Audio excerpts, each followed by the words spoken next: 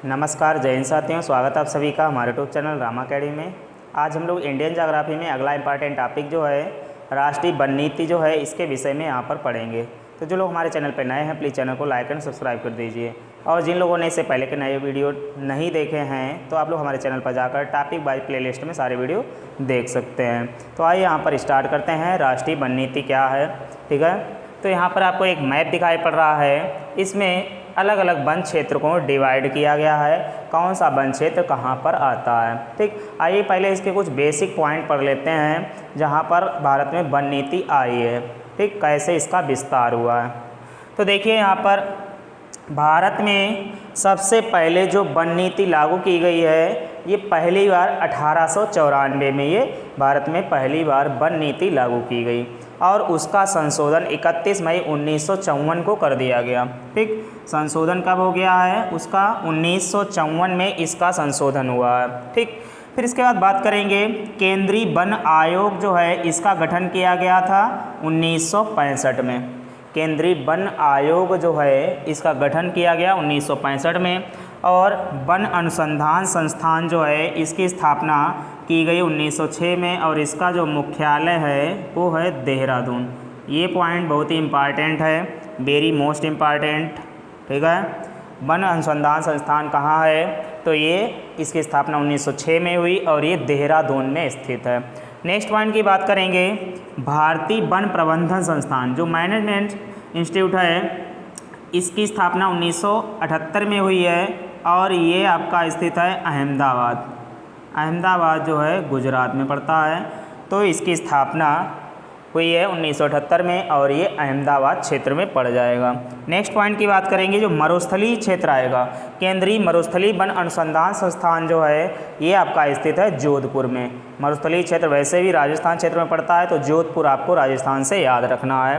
Next point की बात करेंगे राष्ट्रीय वन नीति की घोषणा जो की गई है ये 1952 में हुई है, ठीक है। पहली बार राष्ट्रीय वन नीति की जो घोषणा की गई है वो 1952 में हुई है, और वन नीति जो लागू की गई थी पहली बार वो 1894 में लागू की गई, ठीक है। फिर नवीन वन नीति जो आई है ये 1988 में आई है, लेकिन इसके लिए पहले एक अधिनियम बना है, वन संरक्षण अधिनियम पारित किया गया 1980 में, और इसको लागू कर दिया गया 1988 में, ठीक है। कब लागू कर दिया गया? 1988 में, ठीक। फिर इसके बाद FSI जो है forest survey of India, forest survey of India, ठीक। भारतीय वन सर्वेक्षण जो संस्था है ये 1987 से प्रति 2 वर्ष में भारतीय वन स्थिति रिपोर्ट जारी करती है, ठीक है। FSI जो है भारतीय वन सर्वेक्षण जो ये प्रति 2 वर्ष में वन स्थिति रिपोर्ट जारी करती है, उसमें ये दर्शाया जाता है कि हमारे क्षेत्र भारत में किन राज्यों में किन क्षेत्रों में वनों में वृद्धि हुई है, ठीक। तो अभी जो हाल ही में 2019 में एक वन रिपोर्ट जारी की गई है, 2017 में जारी हुई थी, तो 19 में अगली जारी हुई है, अगली जो जारी होगी ये जारी होगी 2021 में। तो 2019 में जो वन रिपोर्ट जारी की गई है 16वीं वन रिपोर्ट थी। इस रिपोर्ट के आधार पर यहाँ पर कुछ पॉइंट्स की बात करेंगे।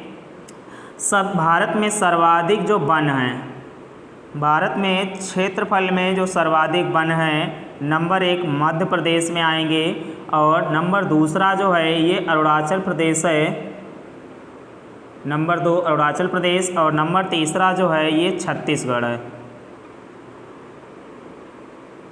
ठीक है। वन रिपोर्ट 2019 के अनुसार 16वीं जो यहाँ पर रिपोर्ट आई थी, तो क्षेत्रफल में सबसे ज़्यादा जो वन पाए जाते हैं वो मध्य प्रदेश में, और दूसरे नंबर पर अरुणाचल प्रदेश में, तीसरे नंबर पर ये छत्तीसगढ़ में वन पाए जाते हैं। और न्यूनतम जो क्षेत्रफल है, न्यूनतम क्षेत्र में जो वन आएंगे ये आएंगे आपके पंजाब राज्य में। भारत में सबसे कम वनों वाला जो राज्य है ये पंजाब है, सर्वाधिक वनों वाला राज्य मध्य प्रदेश है, ठीक है। नेक्स्ट पॉइंट की बात करेंगे यहाँ पर भारत में प्रतिशत के आधार पर किस राज्य में सर्वाधिक वन पाए गए हैं। तो प्रतिशत में अगर सर्वाधिक वन पाए गए हैं तो वो है आपका मिजोरम, ठीक है। मिजोरम में नियर अबाउट 85 से 86% भाग पर वन पाए गए हैं, ठीक है। और प्रतिशत में जो न्यूनतम क्षेत्र है, न्यूनतम क्षेत्र में आएगा सिक्किम। ये पॉइंट आपको याद रखने हैं। प्रतिशत में सर्वाधिक वन मिजोरम में है और प्रतिशत में न्यूनतम जो वन हैं ये आपके सिक्किम क्षेत्र में आएंगे, ठीक है। सिक्किम जो राज्य है यहाँ पर सबसे कम वन है पूरे भारत में प्रतिशत के आधार पर, और क्षेत्रफल के आधार पर सबसे ज़्यादा जो है ये मध्य प्रदेश में है। क्षेत्रफल में सबसे कम जो है ये आपके पंजाब राज्य में वन पाए गए हैं, ठीक। आगे बढ़ते हैं, हम लोग बात करेंगे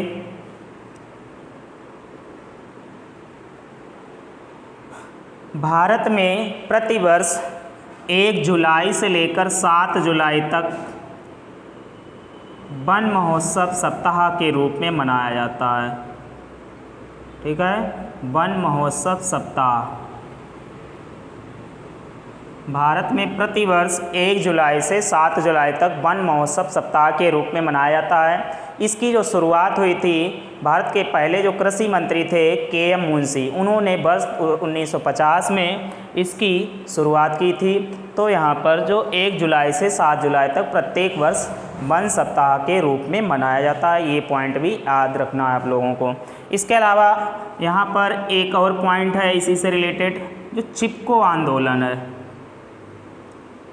चिपको आंदोलन जो है इसकी शुरुआत कब हुई थी, ये पॉइंट आपको याद रखना है, चिपको आंदोलन, ठीक है।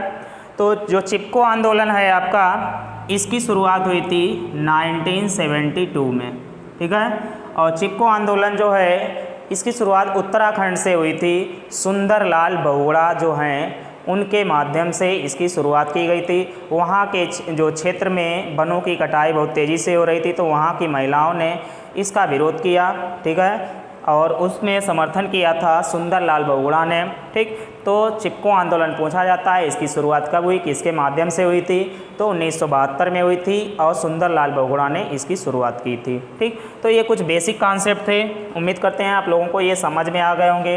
अब आइए देखते हैं भारत में अलग अलग क्षेत्रों में अलग अलग प्रकार के वन पाए जाते हैं। आइए देखते हैं इसमें कौन कौन से ये वन पाए जाते हैं। ये पॉइंट आप लोगों ने नोट कर लिए होंगे, अगर नोट नहीं किए हैं तो आप लोग वीडियो को स्किप करके नोट कर सकते हैं, वीडियो को रोक सकते हैं और उसको नोट कर लेंगे, ठीक है। अब बात करेंगे यहाँ पर एक पॉइंट और, कि भारत के कितने प्रतिशत भाग पर वन होने चाहिए। तो संपूर्ण भारत का जो भूभाग है, भूभाग के 33.33% भाग पर वन होना चाहिए, ठीक है। यहाँ पर होने चाहिए इतने प्रतिशत भाग पर, लेकिन प्रेजेंट टाइम में भारत के 24.33% पर ही वन पाए गए हैं, ठीक है। 24.33% भाग पर ही वन है। और भूभाग पर जो 33.33% वन होने चाहिए, इसमें मैदानी जो क्षेत्र हैं, मैदानी क्षेत्रों में 20% और पर्वतीय क्षेत्रों में 60% वनों का क्षेत्र होना आवश्यक है, ठीक। तो लेकिन अब तक भारत में कुल 24.33% क्षेत्र में ही वन पाए गए हैं, होने चाहिए 33.33%, ठीक है। चलिए आगे देखते हैं। यहाँ पर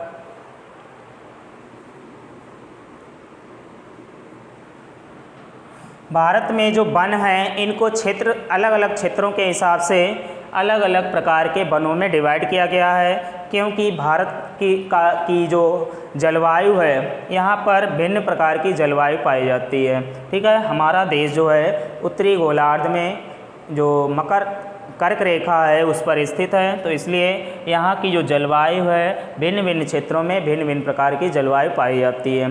तो आइए देखते हैं यहाँ पर कुछ अलग अलग प्रकार के वन पाए गए हैं। दिया है उष्णकटिबंधीय वन और उष्णकटिबंधीय पर्णपाती या पतझड़ वन, मरुस्थलीय वन, पर्वतीय वन या कोणधारी वन और डेल्टाई या मैंग्रोव वन।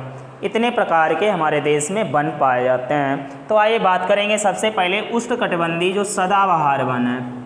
उष्णकटिबंधीय सदाबहार वन जो होते हैं इनमें जो वर्षा होती है वो 200 सेंटीमीटर से अधिक होती है, ठीक है। उष्णकटिबंधीय सदाबहार वर्षा वनों में वर्षा जो होती है कैसी होती है, 200 सेंटीमीटर से अधिक होती है। और यहाँ पर जो आर्द्रता है, इन वनों में आर्द्रता व तापमान, आर्द्रता व तापमान अधिक होने की वजह से, इन वनों में आर्द्रता और तापमान अधिक होने की वजह से ये वन अधिक सघन होते हैं, ठीक है, और ऊंचे भी होते हैं। विश्व के सबसे घने और सबसे ऊंचे वन इसी क्षेत्र में पाए जाते हैं। कौन से?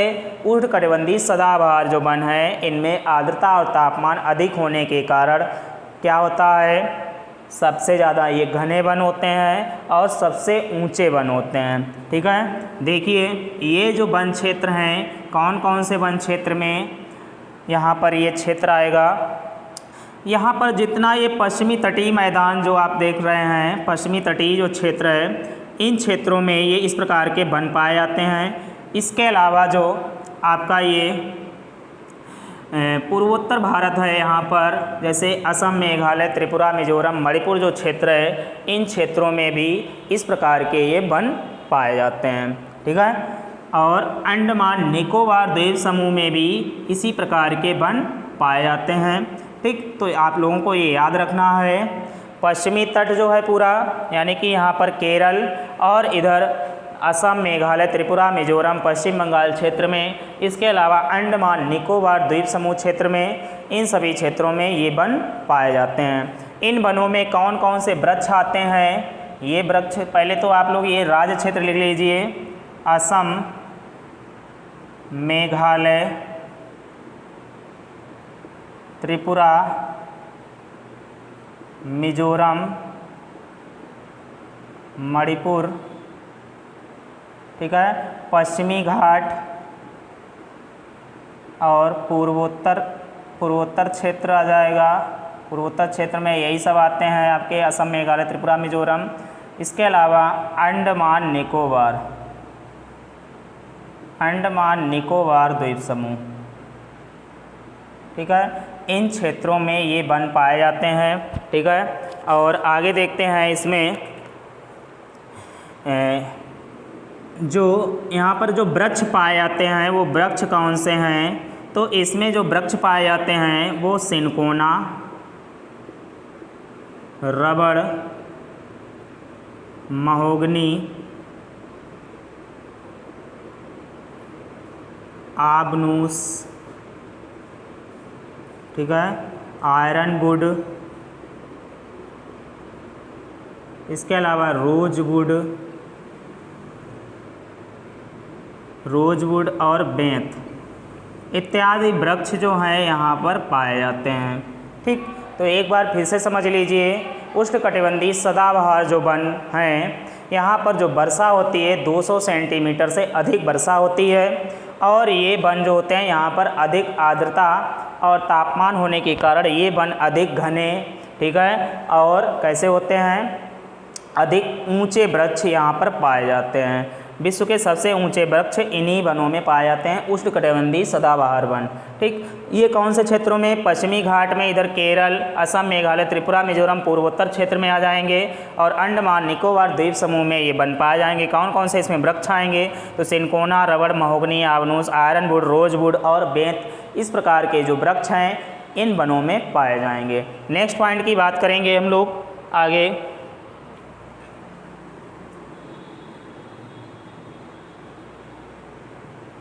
नेक्स्ट पॉइंट जो है इसमें देखते हैं, और ये वन जो होते हैं अधिक आर्द्रता क्यों होती है, अधिक घने वन क्यों होते हैं? यहाँ पर अरब सागर इधर पड़ता है तो दक्षिणी पश्चिमी मानसून यहाँ पर आता है, और यहाँ पर बंगाल की खाड़ी पड़ती है तो यहाँ पर जो मानसून आता है ये दक्षिण पूर्वी मानसून आने की वजह से ये जो वन हैं पूरे वर्ष भर हरे भरे रहते हैं और इनकी पत्तियाँ कभी भी एक साथ नहीं गिरती हैं, उष्णकटिबंधीय सदाबहार वर्षा वनों की, ठीक है। ये पॉइंट आप लोगों को याद रखना है।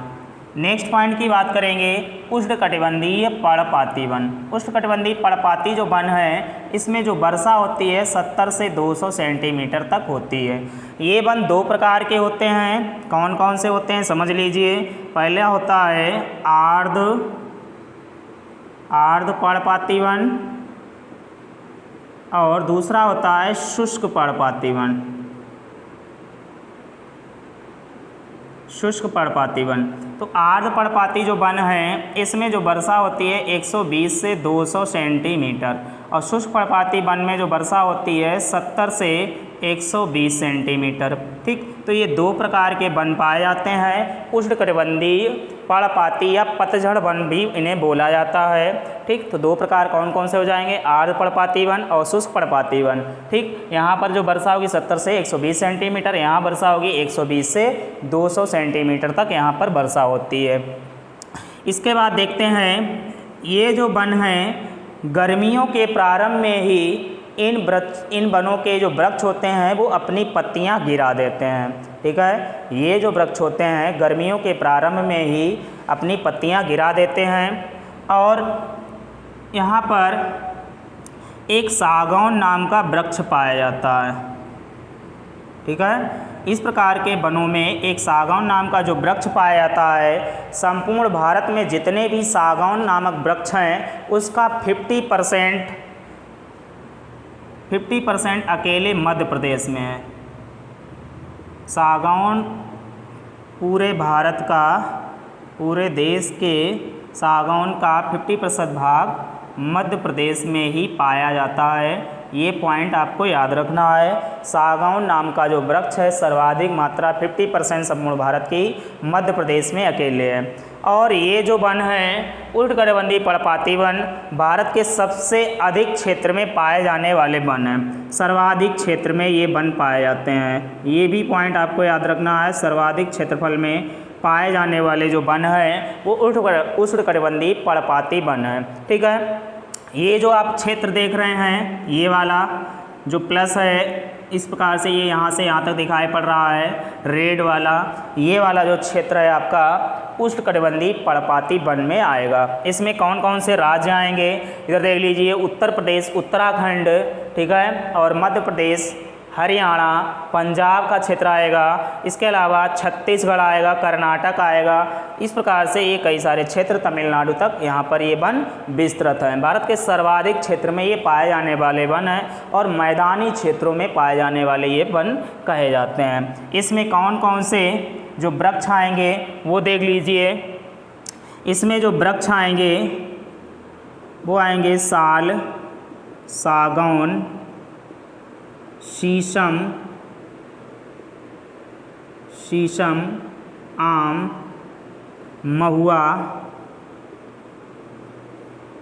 महुआ, हरड़ बहेरा। ठीक है, हरड़ बहेरा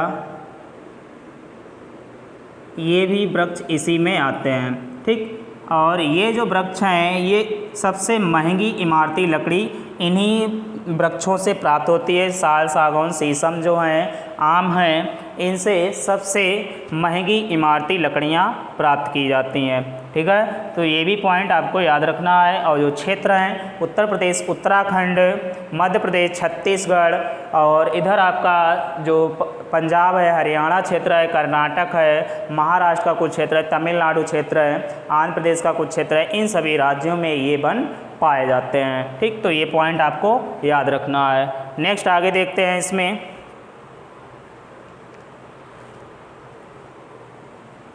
इसको हटा देते हैं।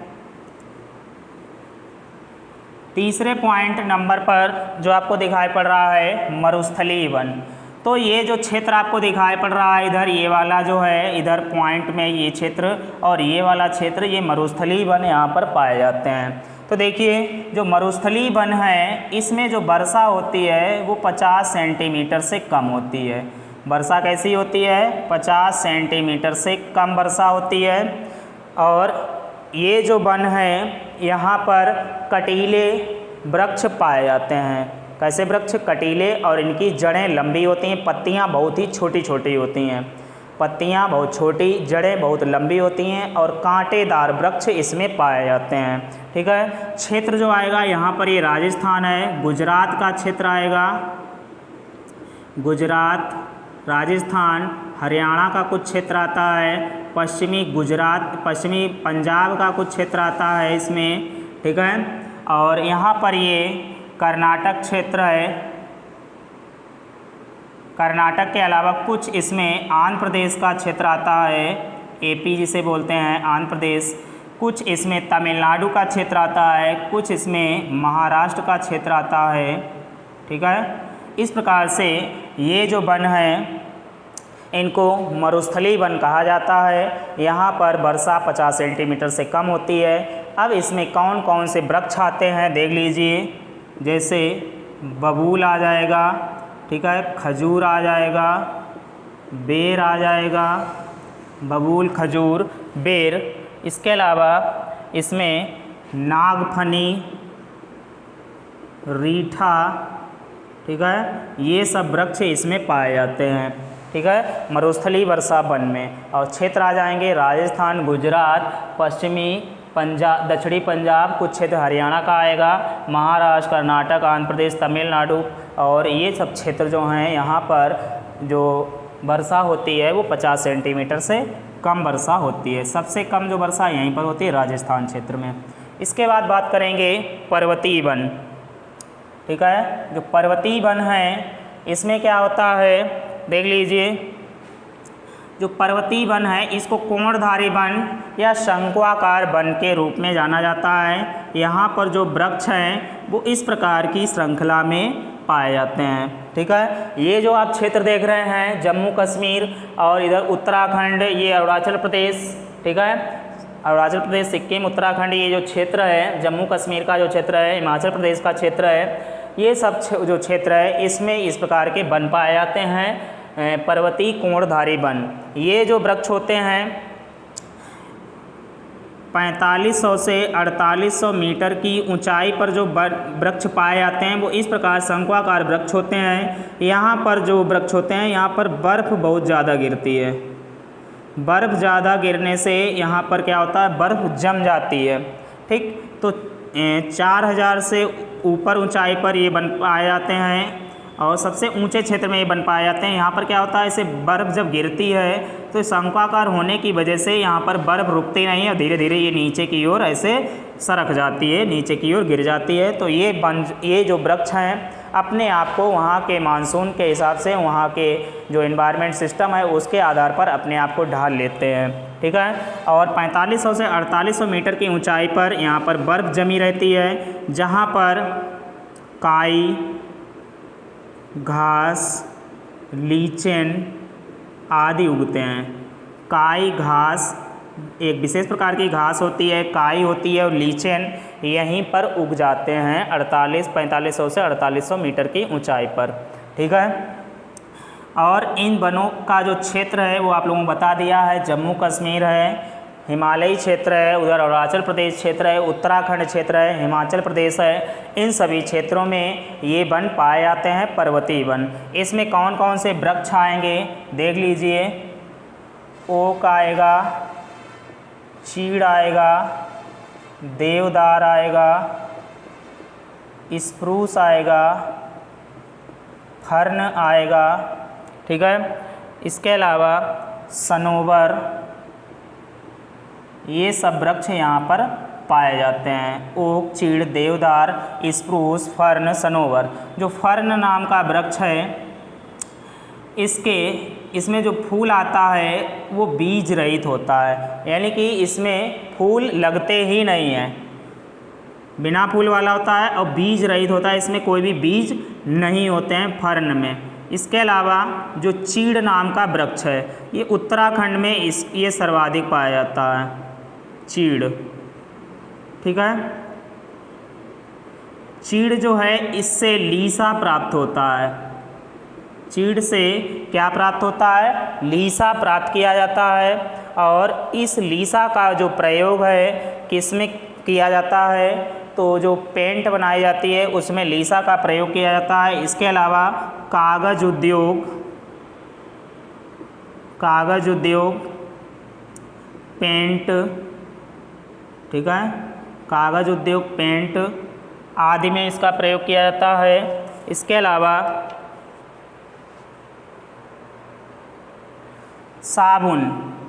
साबुन बनाने में भी इसका प्रयोग किया जाता है। और लीसा से जो है तारपीन का तेल बनाया जाता है। लीसा से क्या बनाया जाता?